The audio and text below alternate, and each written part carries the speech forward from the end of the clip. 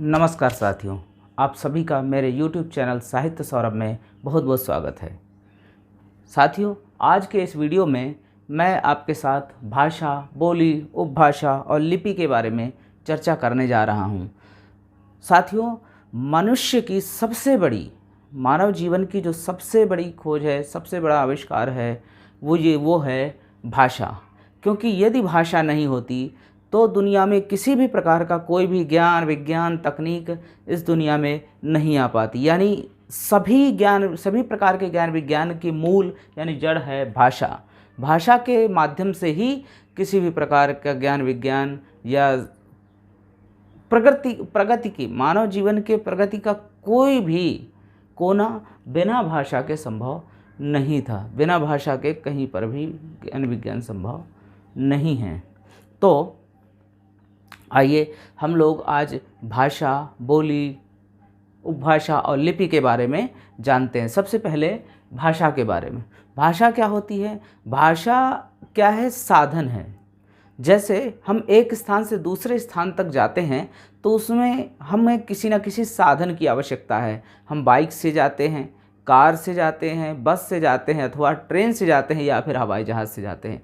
यानी एक स्थान से दूसरे स्थान तक जाने के लिए हमें किसी न किसी साधन की आवश्यकता पड़ती है। उसी प्रकार से मनुष्य को अपने विचार दूसरे तक पहुंचाने के लिए किसी न किसी साधन की आवश्यकता होती है। तो भाषा क्या है? वो वाहन है, वो साधन है जिसके द्वारा मनुष्य अपने मन के भाव और विचार दूसरे के समक्ष लिखकर अथवा बोलकर प्रकट करता है। तो भाषा क्या है? भाषा वह साधन है, भाषा वह साधन है जिसके द्वारा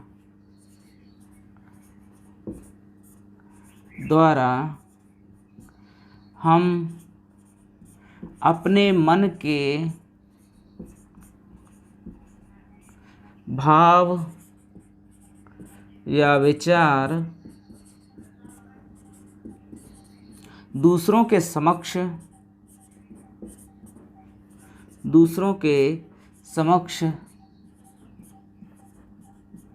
लिख कर या बोलकर प्रकट करते हैं।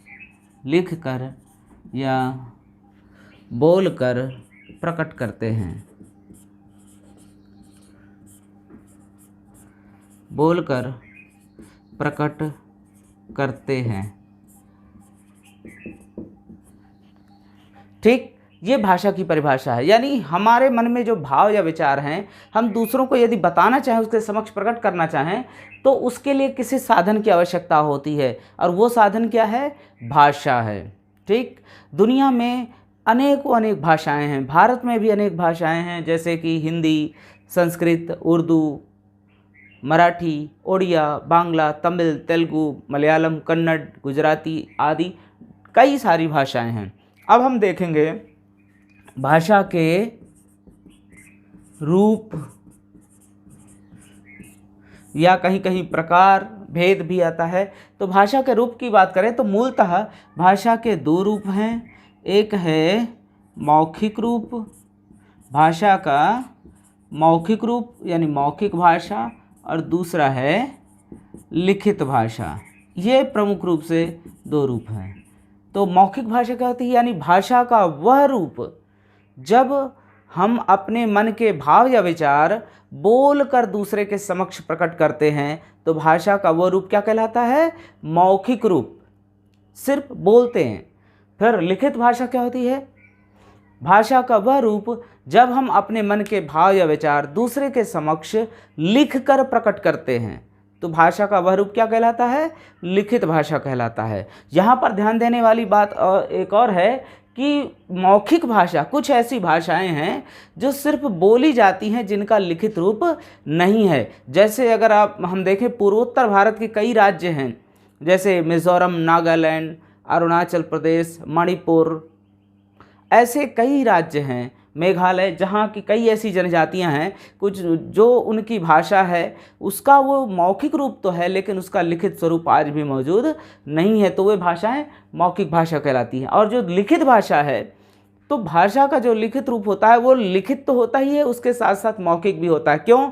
क्योंकि उसको जिस जिस भाषा को हम लिख सकते हैं, बोलते तो हर भाषा को हैं, तो जो लिखित है वो लिखित के साथ साथ मौखिक भी है। लेकिन कई भाषाएं ऐसी मौखिक भाषाएं होती जो सिर्फ मौखिक होती हैं, उनका लिखित रूप नहीं होता है। भाषा का एक तीसरा रूप भी माना जाता है, वो कौन सा है? सांकेतिक भाषा। सांकेतिक भाषा क्या होता है? जब हम अपने मन के भाव या विचार दूसरे के समक्ष इशारों में, संकेतों के माध्यम से प्रकट करते हैं, तो भाषा का वह रूप क्या कहलाता है? सांकेतिक रूप। यानी भाषा के विकास का जो पहला सोपान था, पहला चरण था, वो भाषा का कौन सा रूप था? सांकेतिक। इसके बाद भाषा का मौखिक रूप हमारे समक्ष आया। इसके बाद सबसे विकसित यानी आज का जो स्वरूप है भाषा का, वो लिखित है। यानी लिखित भाषा वो लिख तो सकते ही हैं, बोल भी सकते हैं। तो इस प्रकार से ये 3 भाषा के रूप है। इसके बाद हम देखेंगे बोली।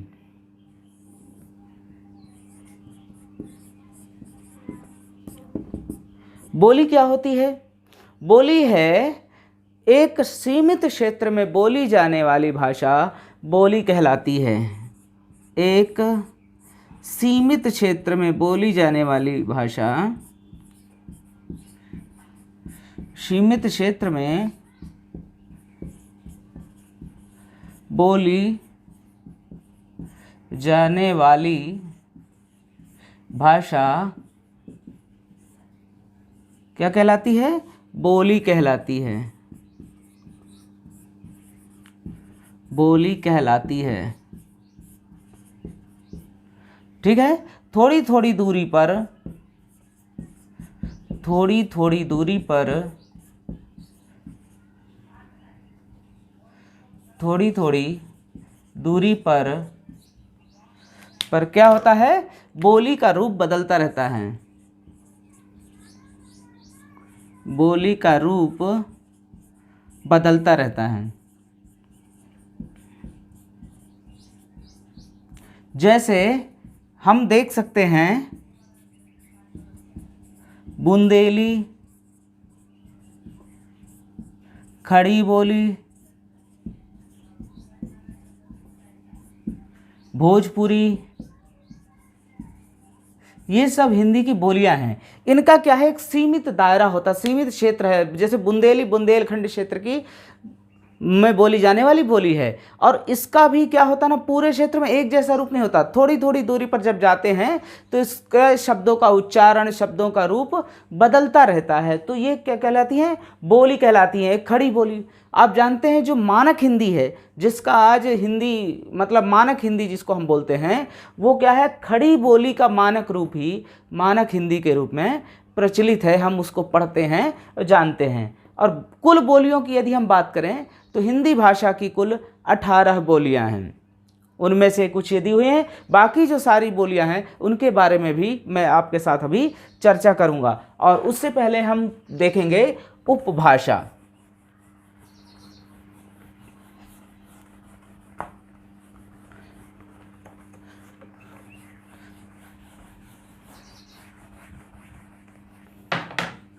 उपभाषा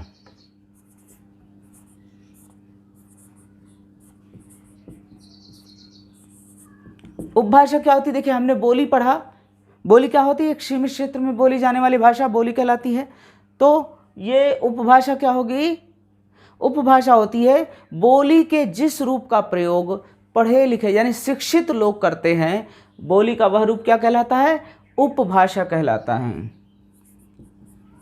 बोली के जिस रूप का प्रयोग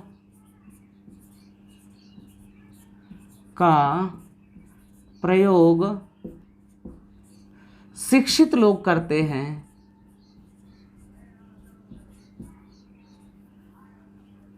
शिक्षित लोग करते हैं, वह क्या कहलाती है? उपभाषा कहलाती है। उपभाषा कहलाती है। ठीक। अगर हिंदी की उपभाषाओं की बात करें तो हिंदी की 5 उपभाषाएं होती हैं। कितनी होती हैं? कुल 5 उपभाषा हैं। पहला पूर्वी हिंदी, दूसरा पश्चिमी हिंदी,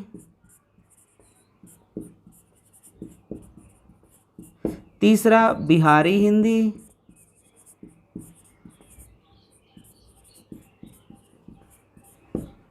चौथा राजस्थानी हिंदी,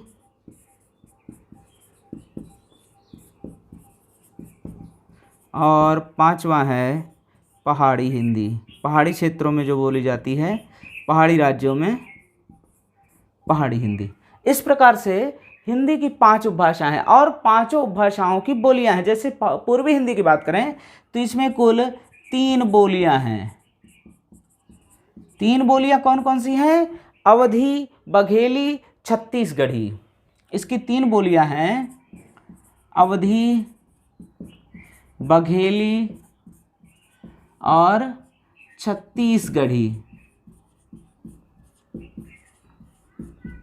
और पश्चिमी हिंदी की 6 बोलियां हैं। कितनी हैं? 6, जिसमें है ब्रज,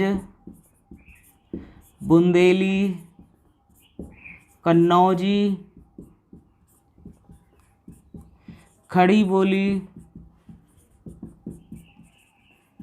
हरियाणवी, हरियाणा में बोली जाने वाली, और दक्षिणी हिंदी। ये दक्षिणी हिंदी कौन सी है? जो दक्षिण भारतीय राज्य आंध्र प्रदेश, वहाँ की राजधानी हैदराबाद और उसके आसपास बोली जाती है हिंदी का जो रूप, वो दक्षिणी हिंदी कहलाता है। इसके बाद बिहारी हिंदी की भी 3 बोलियां हैं। कौन कौन सी? भोजपुरी, मैथिली और मगही। भोजपुरी, मैथिली और मगही। राजस्थानी हिंदी की 4 बोलियां हैं, मेवाती, मालवी, जयपुरी, जयपुर और उसके आसपास बोली जाती है, जयपुरी और मारवाड़ी। ये और पहाड़ी हिंदी की वैसे तो 2 हैं, लेकिन 3 भी कहीं कहीं पर लिखते हैं। कौन कौन सी? गढ़वाली, गढ़वाल क्षेत्र में बोली जाती है, कुमायूनी और नेपाली, या कहीं कहीं पर हिमांचली भी लिख करके आता है। किसी किसी पुस्तक में आपको हिमांचली मिल जाएगा, किसी किसी पुस्तक में नेपाली मिल जाएगा। तो इस तरीके से कुल मिलाकर के 6 3 9 3 12 4 16 और 2 18। यहाँ पर 2 + 1, कहीं कहीं पर 2 गढ़वाली और कुमायूनी नहीं मानते। तो इस तरीके से 18 बोलियां हैं, 5 उपभाषाएं और 18 बोलियां। और इसके बाद हम पढ़ेंगे उपभाषा।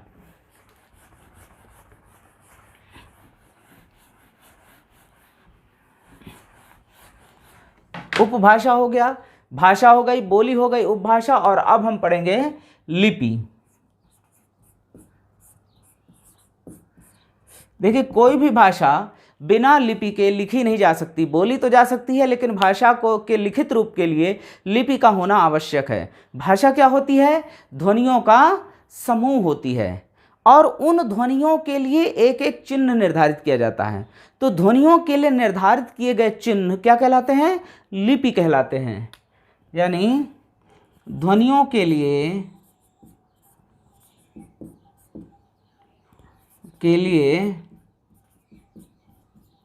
निर्धारित किए गए चिन्ह, निर्धारित किए गए चिन्ह क्या कहलाते हैं? लिपि कहलाते हैं। लिपि कहलाते हैं। बहुत सारी लिपियां होती हैं, जैसे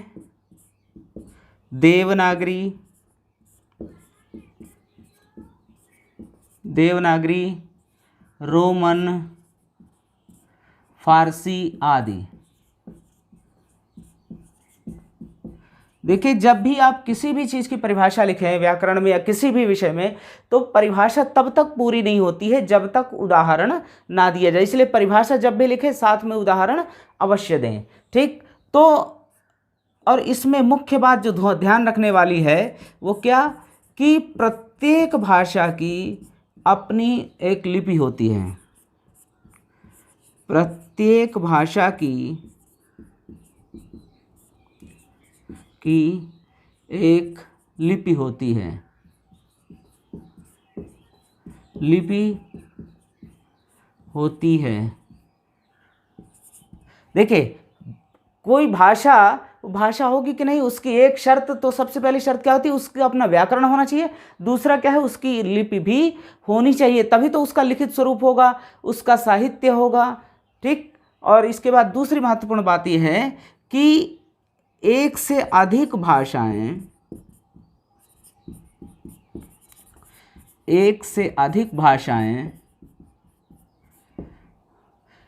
एक से अधिक भाषाओं की लिपि एक हो सकती है, एक ही हो सकती है।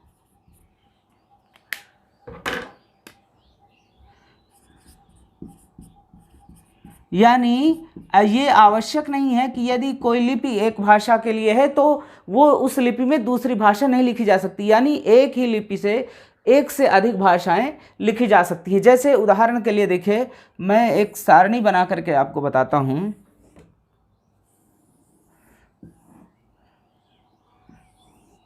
इधर लिपि और इधर उस पर लिखी जाने वाली भाषाएं।